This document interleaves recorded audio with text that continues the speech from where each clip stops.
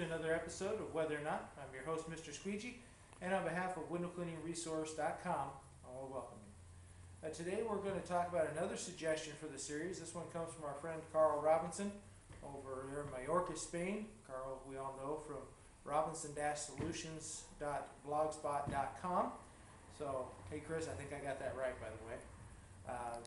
Checked out his blog. Carl's got an awesome blog, but he suggested one of the things they do in the UK, when it gets to be cold weather, they still like to use their water-fed equipment. So some of the guys have hot water systems. Some of the guys use, in fact, isopropyl in their backpack. Now, really the TDS on this is nothing. A lot of times we'll use isopropyl half and half with DI water as one of our cleaning agents for doing light fixtures and things like that. Works really great. Mirrors too. So we know it's the TDS is 0. They do say that in higher ratios, when you're using it in your backpack, in higher ratios, you will notice a TDS rise, but that's more due to the chemical additives than actual minerals that will leave a spot. So it's still not going to spot for you. And that comes from the UK forums, and those guys are really up to speed on this stuff. The ratios, I can attach to this post a chart. I think Carl has it, in fact, on his blog spot that gives you the percentages at the temperatures that you work in.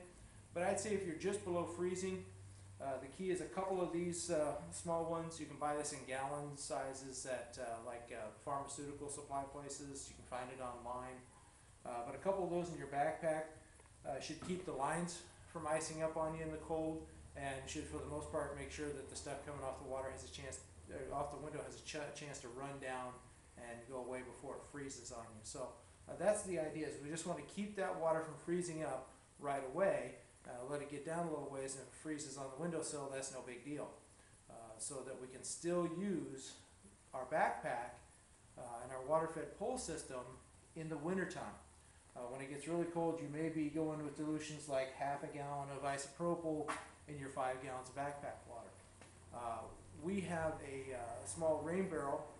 It's about 58 gallons that we carry around as part of our static system to refill the backpack for our monthly houses. So what we do is just refill the backpack out of there. Now, I wouldn't recommend trying to put a bunch of isopropyl in there to make sure that water doesn't freeze, or use that as your mixing, because the alcohol will evaporate over time. So I use it just in the system as I need it. What we do to keep the rain barrel from freezing up is a small heater like this. Now, this can be put inside the van. I'll pull the van in the garage at night, put this inside the van, plug it in, shut the door. Don't close it on the cord, of course, but just get that plugged in, and we can just set it on a low setting, turn it down. When it gets warm enough in the van, it'll shut off. It's got a heat sensor in there, and then when it cools down, it'll kick back on. So what we're doing is we're keeping the water in the barrel well above freezing.